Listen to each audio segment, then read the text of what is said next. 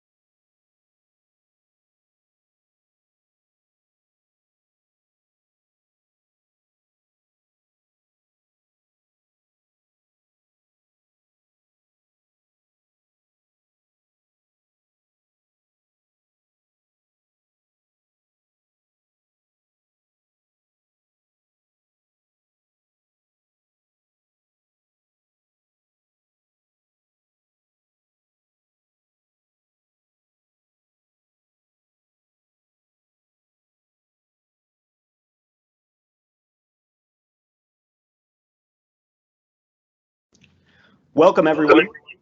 Thanks for joining us, and thanks for being part of our community. We have a great topic to cover today, but first, a few reminders. Please feel free to ask questions at any time by typing them in the IM window.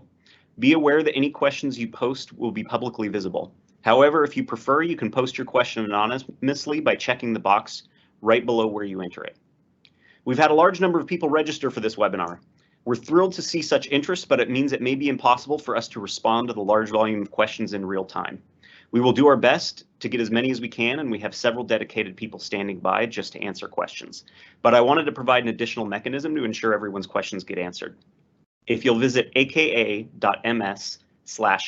ATP community, and all these links I'm mentioning here are pasted in the IM window, you'll be able to ask questions on our Azure ATP forum. If you're listening to this after the fact as a recording, that's also a great place to ask a question. Please note that this webinar is being recorded and will be shared publicly. We will post the recordings on our community at aka.ms/AATP recordings. While you're there, please join our community by visiting aka.ms/security community. That's the best way to ensure you don't miss any future webinars or major announcements.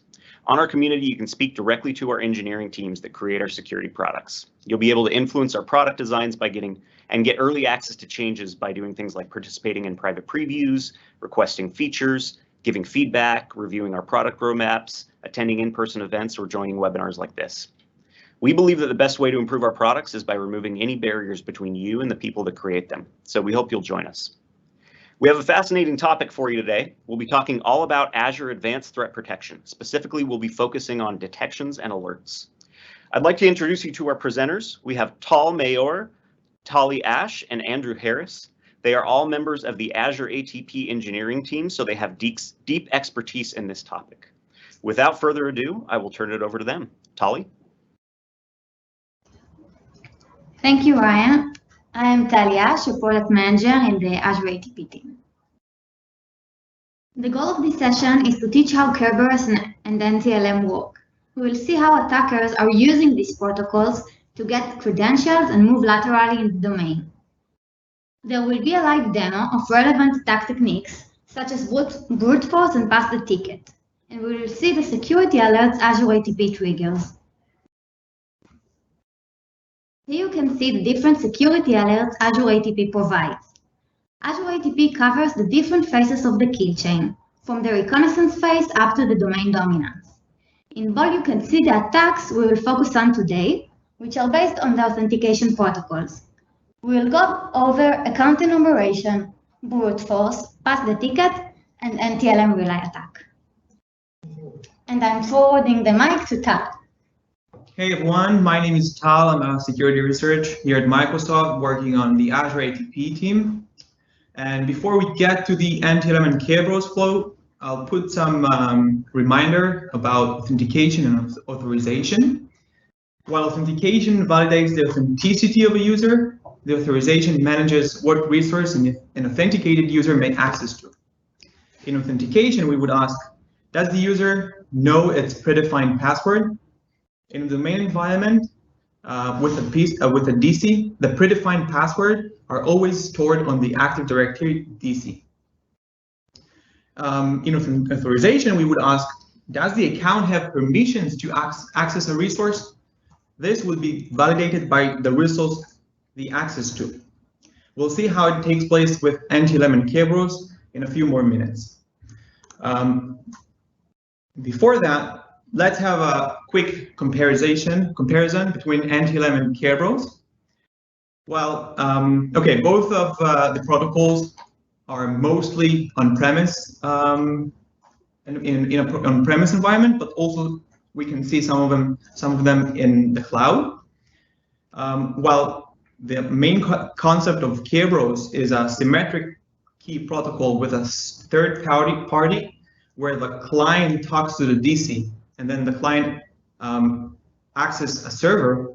In NTLM, we have a challenge response authentication where the client accesses the server and the server generates the authentication in front of the DC.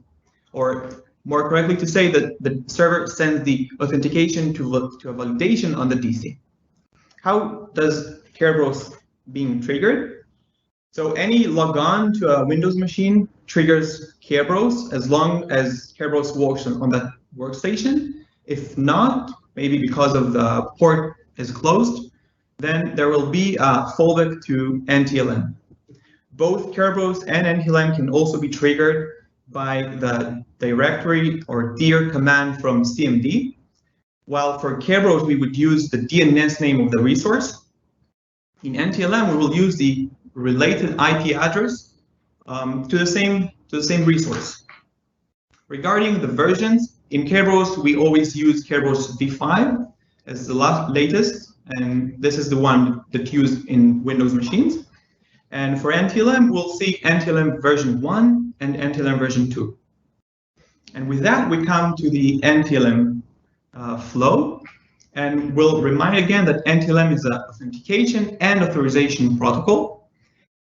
It's a good point to mention that NTLM version 1 is less secure than the version 2, which has better security mechanisms and can seal and sign the traffic that comes after the authentication.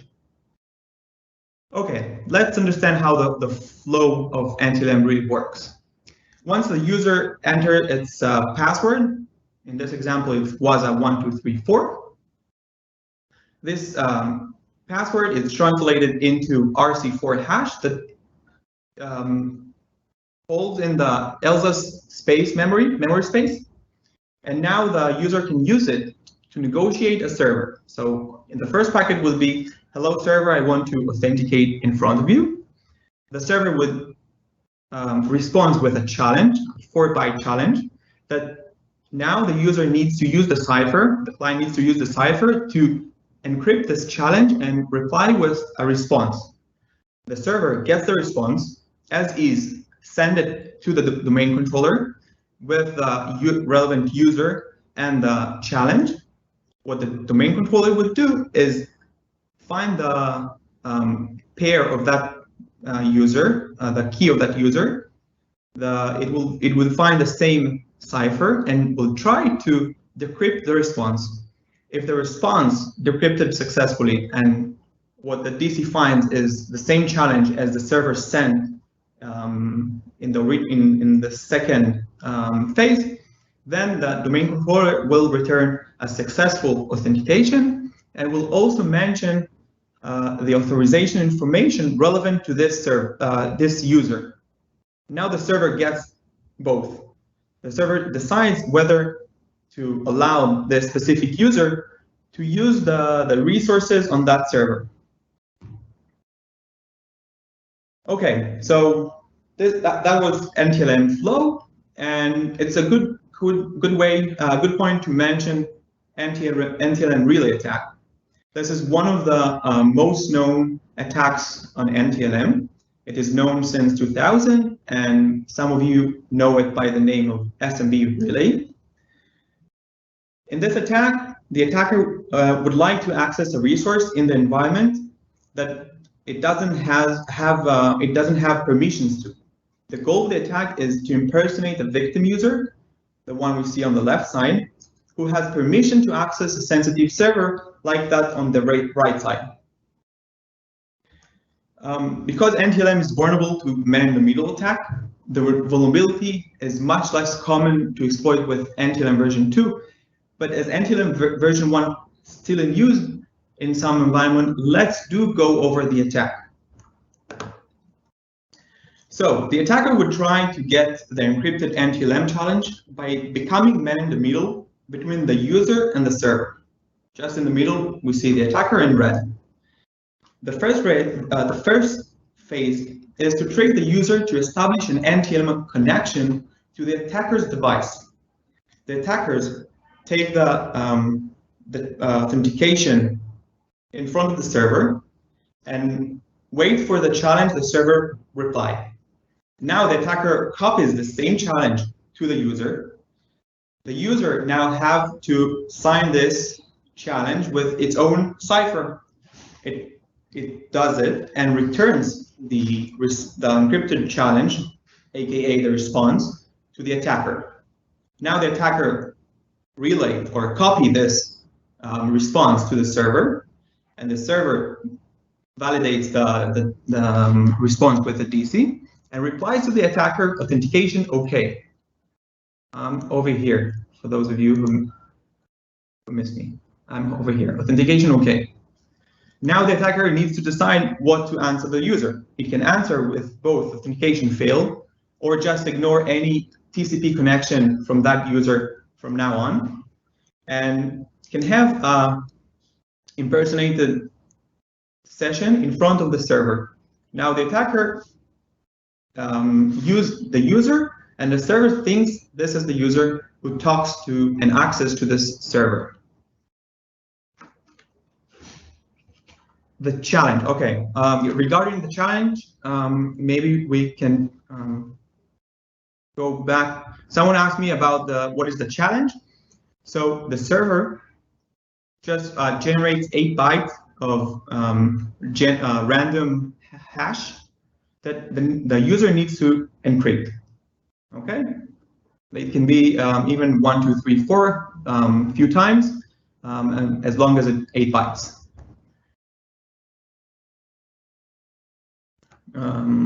Okay, great. Last January, we've seen Brave Exchange that was published and exposed vulnerability in the Exchange servers.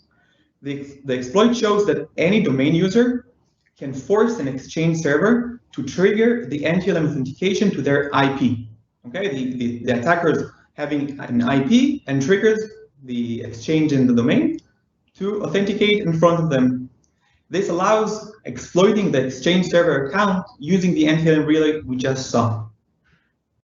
In front of us, we see the security alert that Azure AATP now detects this kind of attack. We see on the left side at the Exchange server that tries and thinks that it talks to a VPN DC, but it really talks to the middleman in this IP who is not familiar as the Exchange server. And this is the reason Azure ATP triggered this kind of alert. Okay, moving on to Kerberos. I hope you're still with me. Kerberos is another authentication and authorization protocol. It is well known in Windows machines and as default in any Windows. If we talk about the same WASA1234 password, now in ELSAS stores both the ciphers related to a password and we'll see in a minute tickets of Kerberos. So this is the ELSAS memory space where the WASA123 is stored in 4 kinds of ciphers, where the strongest is AES256 and the weakest is RC4. When a user wants to authenticate, it tries to authenticate in front of a KDC on the domain controller. The KDC is a key distribution center who holds a copy of these ciphers. Okay, so first the user needs to authenticate in their organization, and the user sends in an AS request, authentication service request, which includes an encrypted timestamp. It is recommended that the encryption would be, as I mentioned, with AES256. If the KDC succeeds to decrypt the request and validates the timestamp, it will reply with AS reply contains a ticket running ticket, what we call TGT. This one over here. This TGT is encrypted with a special Kerb TGT account. The whole process here is based on this sensitive account who the KDC is the only one who should have access to. Please remember that this TGT is encrypted with a Kerb TGT, as we'll mention it in a few more minutes when we speak about the golden ticket attack. Okay, moving on. Now the user has the TGT in this ELSAS memory space, and it can perform the TGS request to the same KDC or to another one in the domain.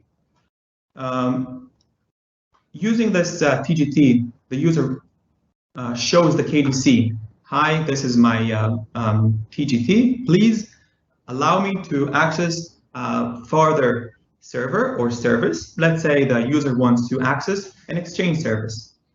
So the user will mention that it tries to get to the Exchange service and will show the TGT. If the KDC can decrypt the TGT and validate the user, it will generate a new TGS, ticket running service, that will be stored now in the ELSAS memory space of the user. The user or the client now can use this TGS to access the server. In our case, it would be the Exchange service. I do want to mention that both TGT and TGS includes a group list, a security group list that helps the server determine whether the client, the user that now tries to get access to, has permission on that server. Okay, now that we already know how NTLM and Kerberos work, or basically work, let's look on how attackers exploit both of them. Attackers will try to find accounts exist in the domain and get their password. The first phase would call account enumeration, and the second brute force. Both NTLM and Kerberos have different error codes for failed authentications, which disclose the reason of failure. If the account is not in the domain, for example, Kerberos will return the relevant non-existing account error. Therefore, the attackers who get this error can use this data to map existing accounts and non-existing accounts in the domain. They can try out guessing common accounts or known employees and find those who existing. For example, in the security alert of Azure ATP in front of us, we can see that on the left side, the attack shows the existing accounts that were enumerated, and on the right side, the non-existing account, 101 failed attempts to find relevant user in the domain.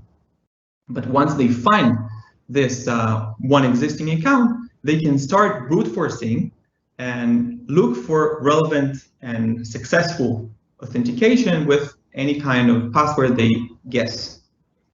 So Azure ATP, as mentioned, detects both scenarios. And with that, I'm giving the mic to Andrew, who will show it in a live demo.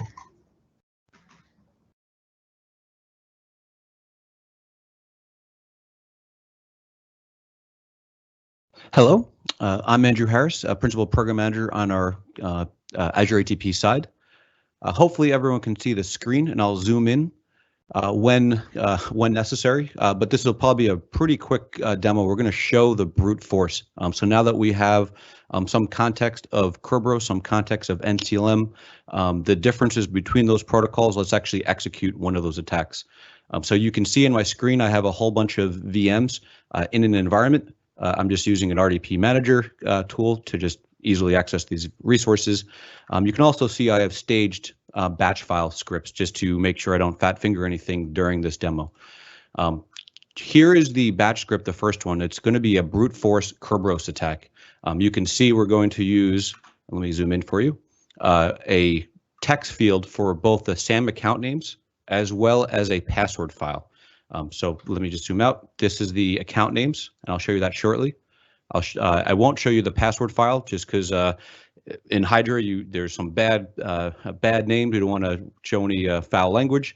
But again, if you're familiar with Kali Linux, if you're familiar with Hydra, if you're familiar with ncrack and so forth, it is pretty arbitrary to just harvest the most known and used passwords in the wild, and that's where you start guessing all of these. So we're actually going to be doing both a horizontal as well as vertical brute force attack against our domain that we have staged here in this example. Here you see all the accounts we're actually going to be doing an attack against. Again, a lot of them do not exist, as Tal just mentioned before. Azure ATP, again, from an incident response perspective, does care and does want to tell you, hey, these accounts were not successfully brute forced, and hey, these accounts don't exist. Again, from an investigation perspective, that is super important information to know when the attacker is not just successful, but also when they're attempting to get into your environment.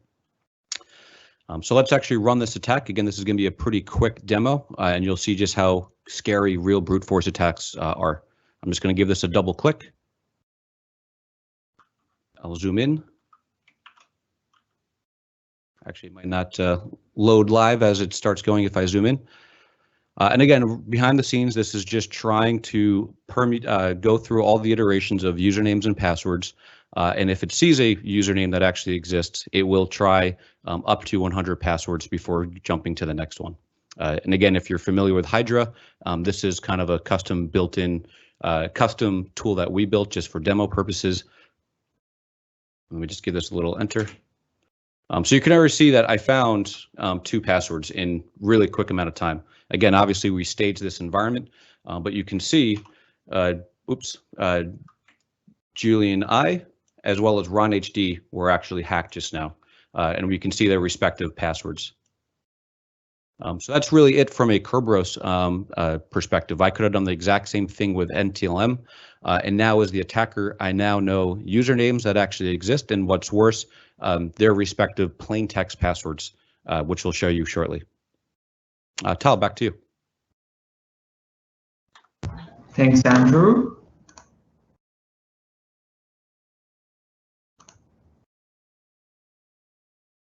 Wait a second.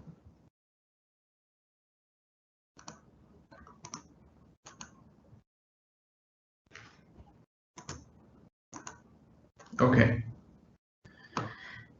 So thanks, Andrew, again. And before we move to the next attacks, we need to get known with the term of harvesting. in order to get known with Kerberos tickets of another user, we need to stall them, or the attackers need to stall the tickets from another machine. But how? First, the attackers need to find a local admin on the target machine. This can be done by enumerating local accounts using PowerSploit. PowerSploit is an open source tool that anyone can find.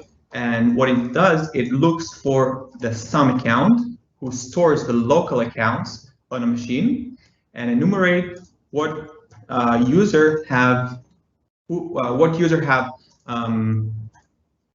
admin rights.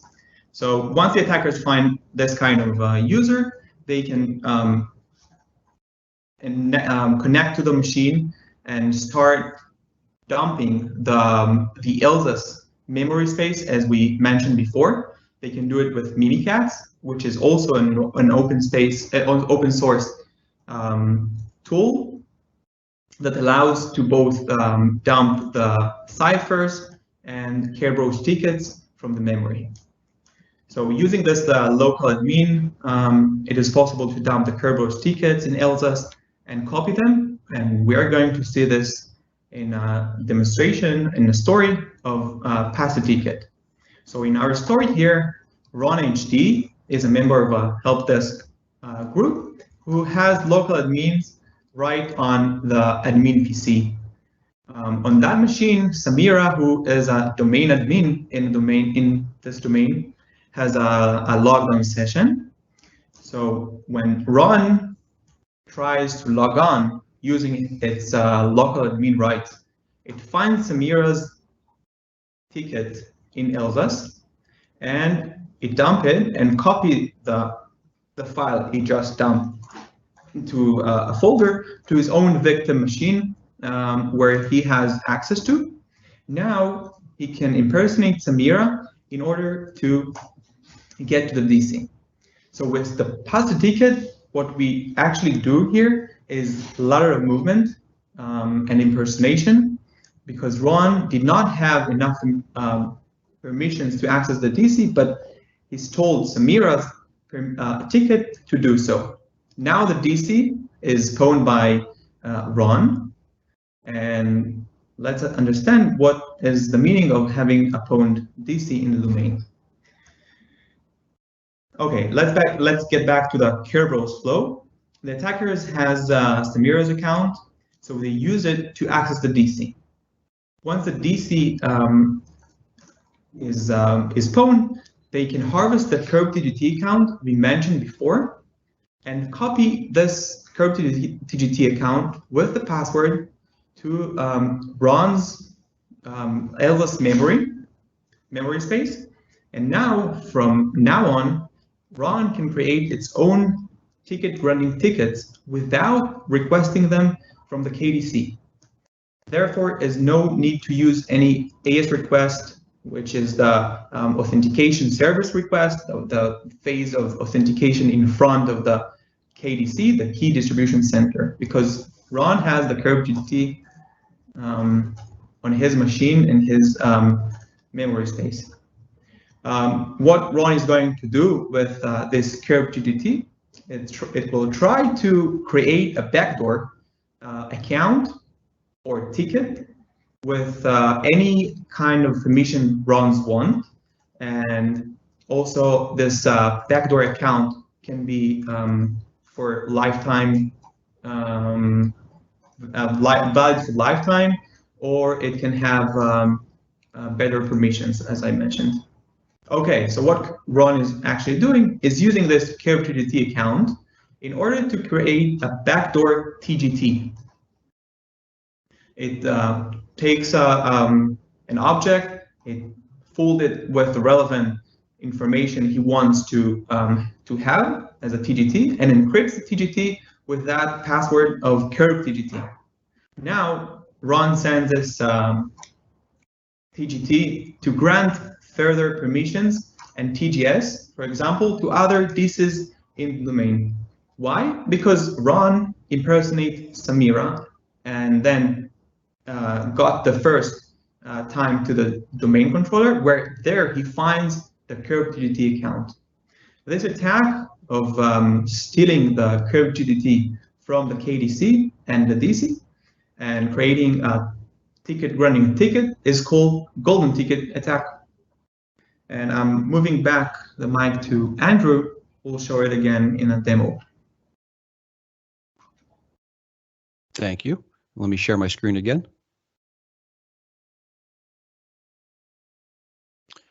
Before we move on to that section, I just want to close out the brute force.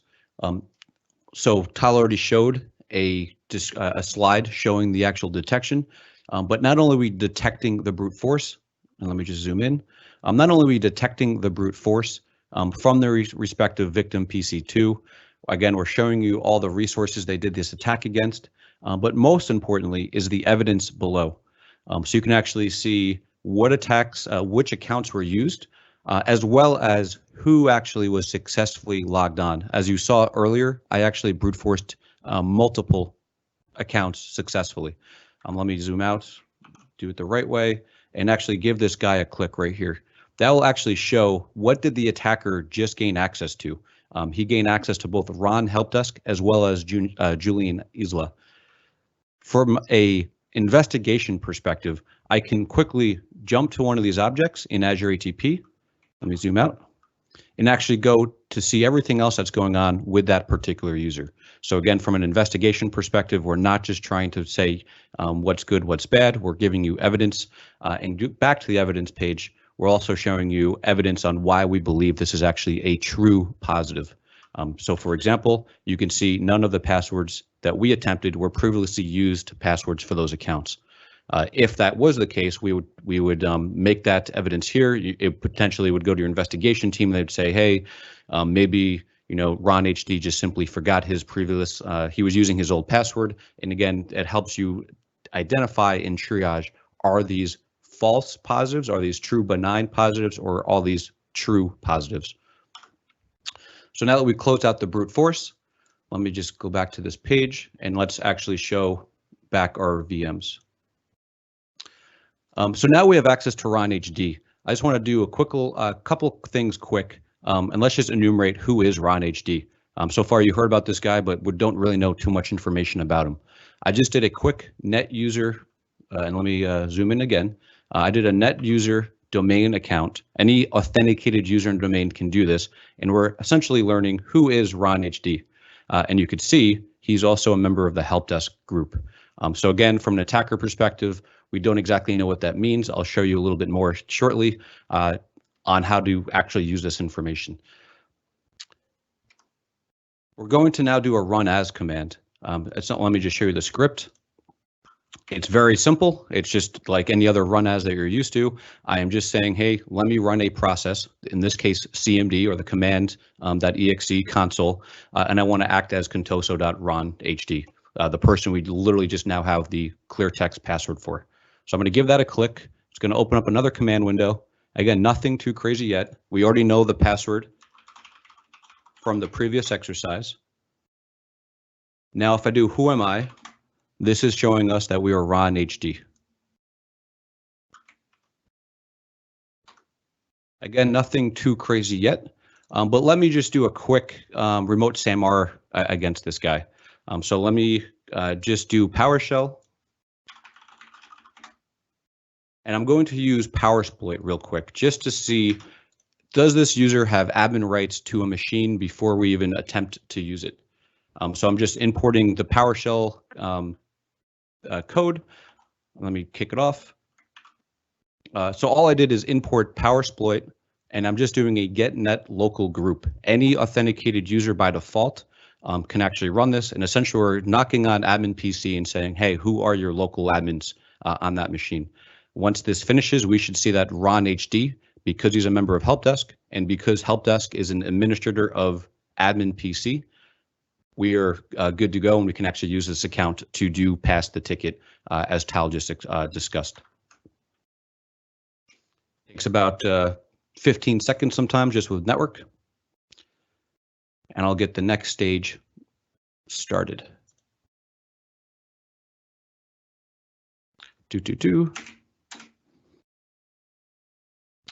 As that continues, I'll talk about the next phase. Essentially, we're going to show that we have legitimate access to admin PC with Ron HD's account. I'm then going to copy over Mimikatz, use Mimikatz to harvest all those tickets in memory in that lsas.exe process talked about earlier. And again, that just completed. So I can actually see that Ron, I can see that help desk is a member of admin PC. So I now know that Ron HD has legitimate admin privileges to that computer. So what I'm going to do now is, again, copy Mimikatz over to the machine, run Mimikatz, telling it to compromise all the tickets or harvest all the tickets, export them to disk, and I'm then going to copy those back to my victim PC so I then can use them. I'll then remove from the directory of admin PC all the tickets I just exported. So essentially, if a defender was there, they would have no idea that I actually ever hit this. Again, we are trying to be very noisy. We did turn off Windows Defender and any antivirus, but this is it is possible to evade antivirus. We're just choosing not to do that. So we are attempting to be very noisy for demonstration purposes. So let me run these commands. Let me just prove that I can actually access. Well, actually, let me exit PowerShell first. We just have access to the C drive of admin PC. Only admin should be able to do that. Again, I'm just proving that Ron HD has legitimate access to the admin PC. Now let's actually copy Mimikatz over. Just do copy paste. That's going to be a directory. I'm going to then use power sysinternals, to actually kick off Mimikatz, export the tickets, and I'll stage this one to move it back. So again, all Mimikatz is doing, again, it is compromising or harvesting the credentials in LSAS, in this case, tickets in LSAS process. In the very next command, I will be copying them back. You'll notice, by the way, I'm only copying back the ones that say Samira A with the curb TGT. So there's a lot of tickets that are going to be in the LSAS process. Some of the ones I don't care about. Actually, most of them I do not care about. All I really care about are ones that are titled Samira, the person I want to harvest, because I know she's a domain admin, and I want to harvest the ones that say curb TGT because I know they actually are her TGT. They are her. If I steal those, I can access or request access to any other resource. I can go back to the DC and say, hey, look, this is a legitimate Samira A ticket. Give me access to whatever resource that Samira A has legitimate access to. So let me go ahead and do that. I'm going to copy them back. Now have all those tickets, and let me just remove any tracks that I was ever on that machine, that admin PC. Done.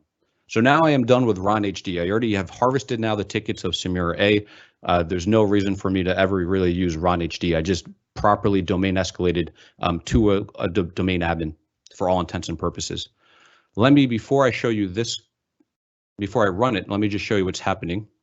I scripted something that's just going to take Mimikatz and literally pass the tickets. So again, I've already harvested the tickets from admin PC. I moved them back down to our victim PC where I am right now, and I'm going to now pass the ticket. I'm going to load those tickets in memory using Mimikatz so I can actually masquerade and use legitimate tickets that I just harvested.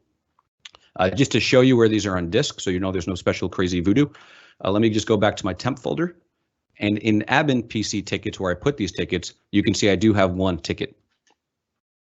So let me just give this a double click. Oops.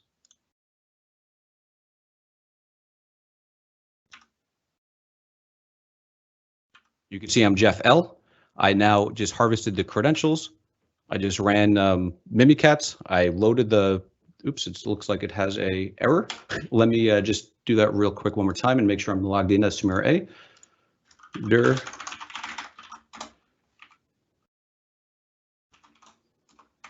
Just to make sure there's a ticket on there. I might have harvested a bad ticket.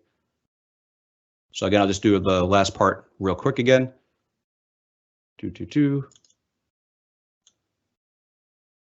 Fighting tigers.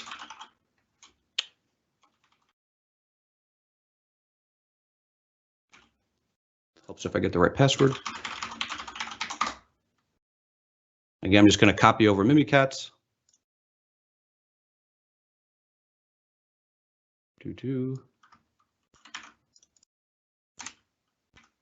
directory, gonna launch it. Let me just delete anything in my temp folder real quick. So you know this is a real live demo. And of course, crazy things happen.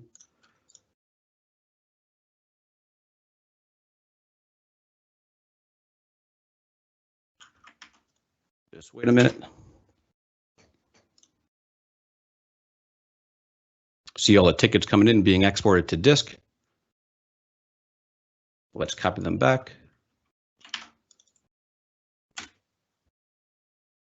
All right, sweet. So I have more tickets now. So something, I just messed up something earlier, but you see there's 3 legitimate Kerb TGT signed tickets, TGTs. Again, these are the identity of Samir A. I'm just going to, again, point to this folder. I just put these tickets on. I'm just going to skip the deletion part for now. Don't save. Too many things open right now. And I'm going to pass the ticket. Again, I'm showing you that I don't have legitimate access to Contoso DC right now. I haven't actually passed the ticket. All I did is harvest the credentials. So that's what I'm showing you right now. The access is denied. I cannot access Contoso DC's C drive. I have nothing in my K list. I never actually imported the tickets yet. As you can see right here, there are no tickets. I'm now going to actually run it, and you can see it actually ran properly this time. I just ran Kerberos PTT in, again, Mimikatz, and I now have 2 loaded tickets in my current LSAS process. Let me just zoom out. You can see a K list. Again, I ran K list right here, again in the script. And now, instead of having it being empty, I properly injected Samira A's tickets in memory.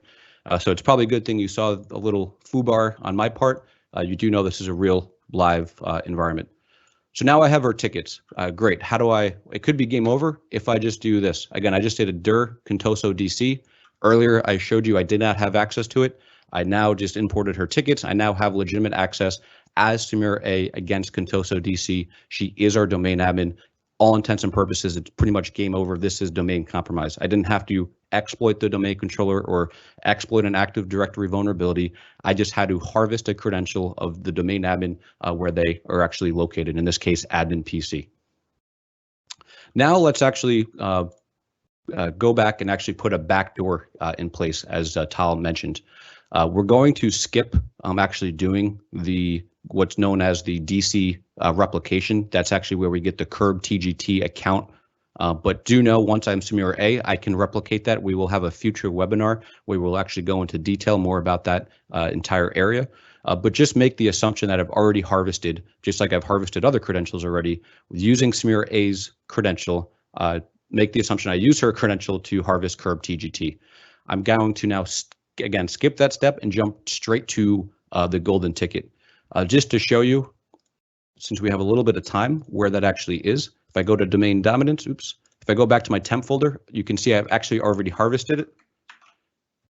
Right there, this is the actual account. As you can see, the SAM account name says, let me fix that so I can actually highlight stuff.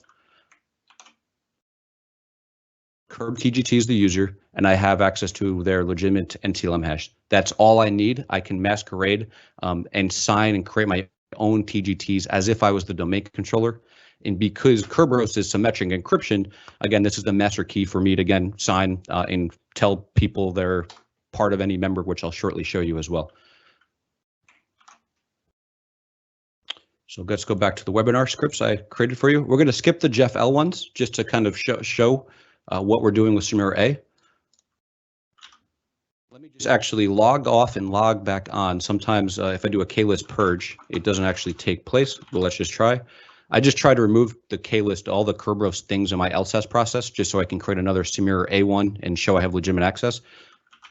Just so, again, you know, I'm not doing anything staging. This is all real. Oops. I still have legitimate access. Let me just log off the user so I know I am no longer that person. Flushing the LSAS process, flushing all credentials in memory. I'll log back on. And again, I already have Samira A's credentials. I'm done with all the other users you saw me talk to. Let's go back to webinar, golden ticket. And what I'm going to do is, again, use Mimikatz. I'm going to use the harvested ticket the curb TGT, the one I just showed you earlier, I'm also going to use a SID, as you can see here. This is the SID of the domain, and I'll show you exactly how to get that. And I'm also going to say I am Samir A. So when Tal says backdoor, I don't legitimately even have to own Samir A's computer anymore. I don't have to reharvest it.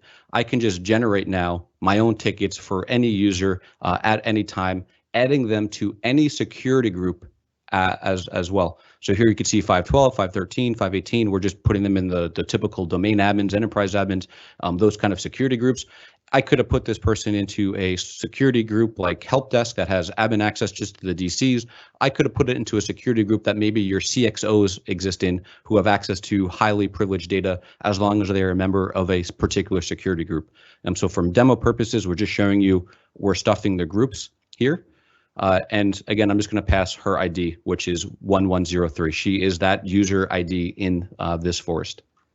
Once I create that, again, I'm just showing you the stages. I can actually export this ticket, and that's exactly what I'm doing here. I'm saying, hey, export this ticket to disk so I can actually use it in the future. I can use this tomorrow. I could use it 4 years from now. As long as that curb TGT, as long as this guy is properly the same value, I can keep signing tickets as if I was, again, the DC itself. Here you see me actually using that ticket that I am writing to disk and actually doing exactly what I did earlier, pass the ticket and actually going to create and actually stuff my LSAS process with this now made up backdoor Samir A credential. So I'll stop talking and I'll do more showing. Let me just show you legitimately, I do not have access to Contoso DC. Again, access is denied. That's what I want you to see. I'm not doing, again, I'm not staging anything. This is a real live attack. I'm going to now double click this guy. So when I said I needed the SID ID to do golden ticket attack, I could just do a who am I user and actually just take this value. That is the SID for our domain. And you saw that earlier in the batch script. So this is for Jeff L. He's got a value of 1106. Samir A. She had a value of 1103. So I just used her real value when I'm generating this ticket shortly that you'll see. Here you see me use this ticket. Again, we talked about this already, but you can see everything worked well. I generated the pack. I again, not talking at all to the DC at this point. I am literally acting as the DC and literally just created a TGT for Samir A for all the values I just told it to put in. Now it's time to actually use it. Again, I'm just exiting Mimikatz. Now let's actually use. And again, I now have legitimate access as Samir A with a backdoor credential as Samir A to access Contoso DC. So even if you were able to reset Contoso DC, me having that curb TGT account, I can become anyone at any time masquerading as the domain controller until that TGT or that hash is actually changed, until you actually change the curb TGT account itself. Tally, actually, let me show you back now the actual detections. So here you can see the actual pass the ticket. I actually was, Azure ATP was actually able to detect Samir A's ticket, which was taken from admin PC. Again, if you remember, I did that as Ron HD after doing the brute force. I then moved it to victim PC, and you can see it says end used on. And I was able to access 3 additional resources during that. So let me actually do this properly again. You can actually see the resources I actually accessed. In this case, I'm only accessing the DC again to, well, access the domain controller. I was actually accessing its C share, if you remember, that's the CIFS service. So that's exactly what this is right here. And you can also see exactly which IP I just came from. And you can also see where Samir A's credentials were exposed to. Sometimes these investigations are not so straightforward. Sometimes you have to figure out, hey, where else did Samir A potentially expose her credentials so it actually could be harvested and then used in a pass the ticket attack. Let me drive into that real quick. Let me zoom out. Oops. My screen is going a little crazy. Reload the page.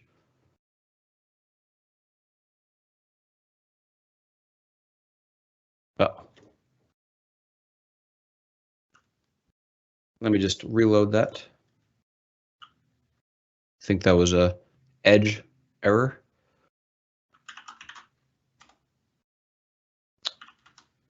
So CXP Ninja, that is our workspace. I'm going to go back to Samira A's page and show you exactly what it looks like.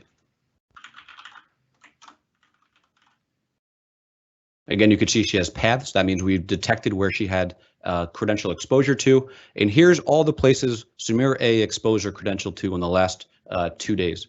Say, again, I am a SOC, a security operations center. I'm just being completely flooded with alerts. And maybe I don't realize Samira A actually got compromised until 6 months later, which is actually, unfortunately, the typical use case we see. You can actually now go into a specific date and see Samira A's credential exposure at a given point. So I'll go back to March 12th, and I can actually see what her credential exposure was at that particular time. So again, very powerful capability for Azure ATP. We did detect the pass the ticket. We detected the brute force. We also detected the golden ticket. So here you can see Samira A was actually generated. A fake ticket was generated on victim PC. It looked anomalous from the rest of the other tickets we've seen on her behalf. And again, it was actually used to access for other resources, as we talked earlier. So Azure ATP not only is doing the detections, it's also providing you with the lateral movement graph where was credential exposure occurring. And we're giving you also evidence such as, hey, these tickets were never really observed from this user before, the IP addresses and what actual resources were used after we've detected the anomalous behavior. Tal and Tali, back to you. Thank you. Thank you, Andrew.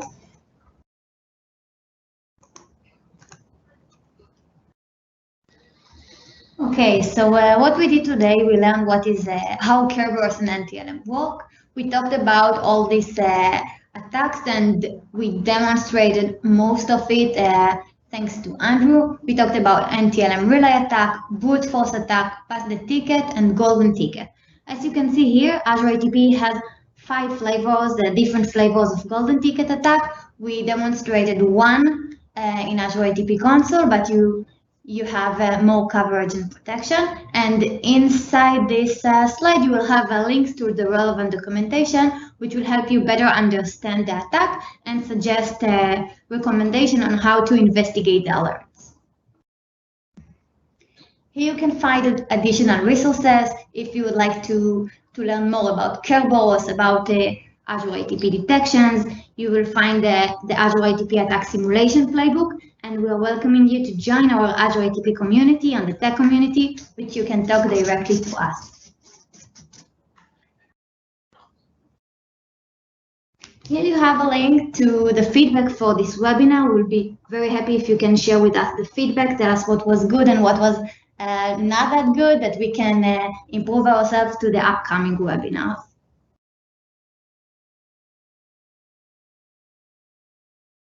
Ryan, back to you. All right, thank you very much. So I think we've got time for just a couple questions here before we close up.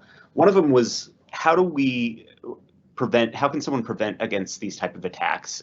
Is there any DC hardening that's effective or any of those sorts of approaches?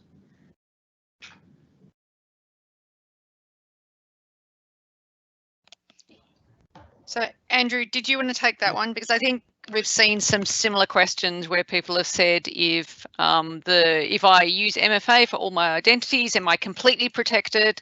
Is there any complete protection, or are there some suggestions that we can give people in addition to the detections that Azure ATP gives them to help them show what's going on? Yeah, absolutely. So we worked with our peers and counterparts in Azure AD, as well as a group called internal to Microsoft, the Cybersecurity Solutions Group. And there's something called a Secure Privileged Access Roadmap, a SPA roadmap. It's aka.ms/SPA roadmap.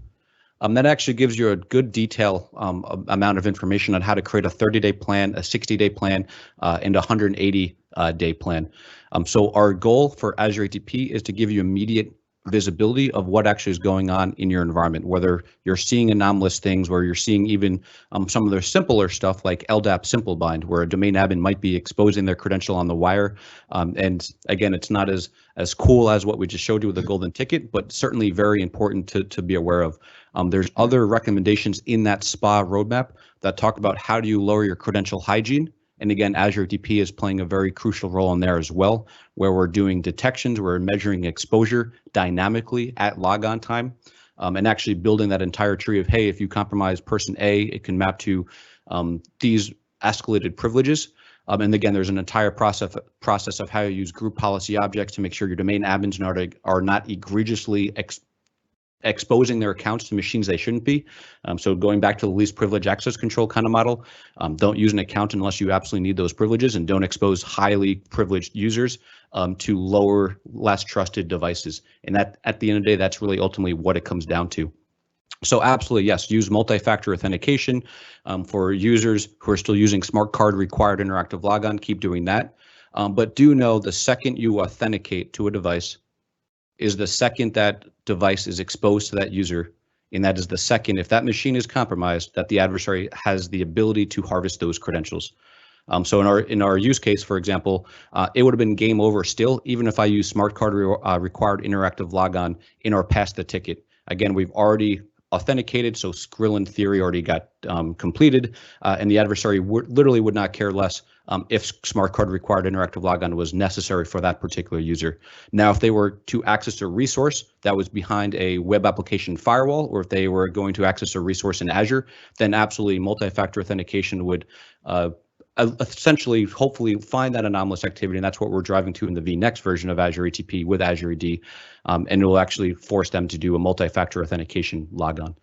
So the ak.ms, that's SPA roadmap, SPA roadmap, is probably the best resource to see that full picture of how to not just detect, but also to lower your hygiene and actually start protecting. Excellent. Thank you for that, Andrew. We've just got a couple minutes here, so I'm going to remind everyone of a few links here. If you want to get to the recordings of this webinar, go to aka.ms/AATP recordings. And as the folks mentioned earlier on the call, we plan on doing a series on this, although we don't have details yet on the next one. But stay tuned on our community there, and you'll see further ones there, and all the future recordings will be posted there as well. If we did not get to your question, or if you are watching this after the fact as a recording, please go to aka.ms/Azure ATP community. That'll take you to our Azure ATP group on Tech Community, where you can ask questions, and we will be happy to address them there. While you are there, of course, join our larger security community. So Azure ATP is only one product in a group of several that are all security related, and we've got them grouped together and listed there. And then, of course, we would love to hear your feedback, and the link for that is aka.ms/AATP webinar feedback. So I want to thank all the people who helped answer questions today: Astrid, Jason, Johan, Yossi, and of course our presenters, Tal, Tali, and Andrew. Most of all, I want to thank all of you for joining us and for being part of our community. We will announce future webinars on our community, and we hope you will join us next time. Thank you.